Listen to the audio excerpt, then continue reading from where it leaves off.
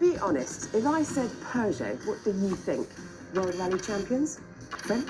A bit boring? Well, I've come to Eastern France to put the record straight. This is a secret vault containing all the stars from Peugeot's history.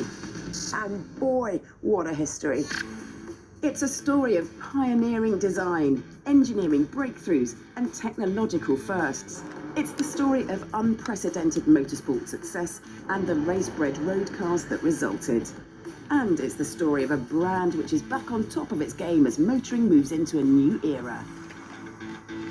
Peugeot is the oldest company in the world making cars. It all began over 200 years ago when the Peugeot family converted a flour mill into a steel mill. The steel was used for saw blades, watch springs, and lightweight crinoline skirts, which revolutionised 19th century fashion. Napoleon III's wife was a fan.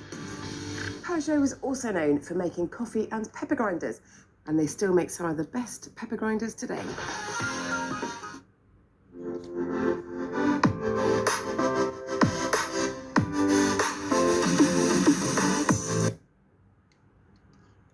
But it was Peugeot's expertise at building bicycles, themselves only a recent invention, that led them to build cars.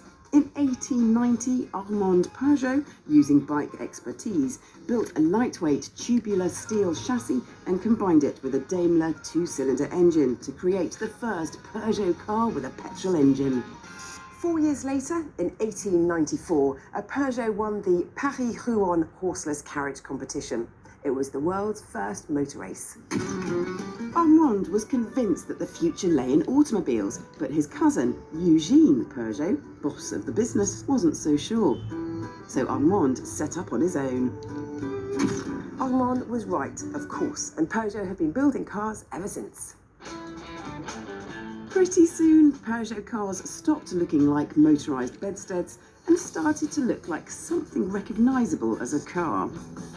By 1912, Peugeot had opened a purpose-built factory at Sochaux, the world's oldest car factory. And on the racetrack, there was a race car with a 4-cylinder, 16-valve, double overhead cam engine, technology that is still current today, over 100 years later.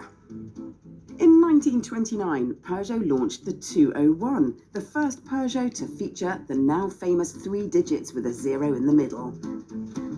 The 201 was the first mass-produced Peugeot, and although it was the least expensive car in France, it was made in such an efficient way that the Sochaux factory became the most profitable in the world. 1929 was the same year as the Wall Street crash, leading to the Great Depression, which was terrible for a lot of people, but great for the Peugeot 201. Expensive cars were out, affordable cars were in, and the 201 was the most affordable car in France. Peugeot cleaned up. The 201 may have been cost-effective, but that didn't mean that it lacked innovation. And this 1931 201C was the first mass-produced car to feature independent front suspension to give it great handling for its time. Up front, there's an 1122cc engine developing 23 horsepower. And it'll hit 50 miles an hour. I don't think I'm brave enough to do 50 miles an hour in this because I like my modern comforts, airbags, ABS. There are 3 gears and you have to push the clutch twice to engage each gear. So it's quite a laborious process. And the brakes, yeah.